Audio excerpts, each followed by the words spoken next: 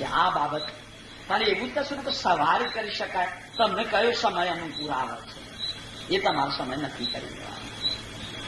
વળી આસન એવું જ કરવાનું, અનુકૂળ આસન. કયું આસન તમને ફાવે છે? પેલો પદ્માસન, સિદ્ધાસન ને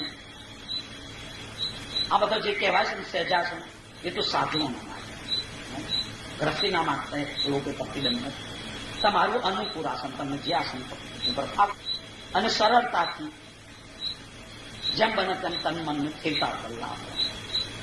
અને આ રીતે મંત્ર આવાહન કરવું, આવાહન કરતા કરતા મનના વેગને ધીમો પાડે અને આવી રીતે લક્ષ્યમાં વ્રતિને જોડી. તો એક દિવસે સફળતા ના મળી જાય, દરરોજ કરવું પડે, દરરોજ કરવું પડે.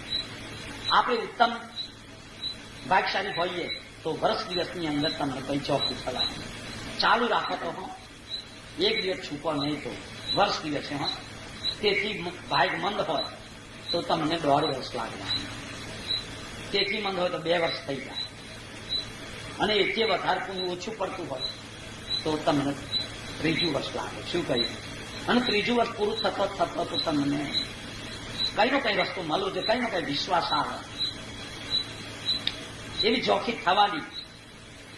અને આ જોખી થાય એટલે પછી તમે નહીં છોડ, તમને સંપૂર્ણ વિશ્વાસ આવી જાય પ્રભુ છે, પ્રત્યક્ષ પ્રભુ છે. એટલે જેવું જેવું ભાગ આપણે જલ્દી પ્રાપ્ત થાય તો આપણું પુણ્ય વધારે સમય આપણે લેટ પડીએ. પુરુષાર્થ ચાલુ રાખવાનો. દુનિયામાં એવી કોઈ વસ્તુ નથી કે પુરુષાર્થ કરીને પ્રાપ્ત ન થાય, અવશ્ય થાય. પુરુષાર્થ ચાલુ રાખવું.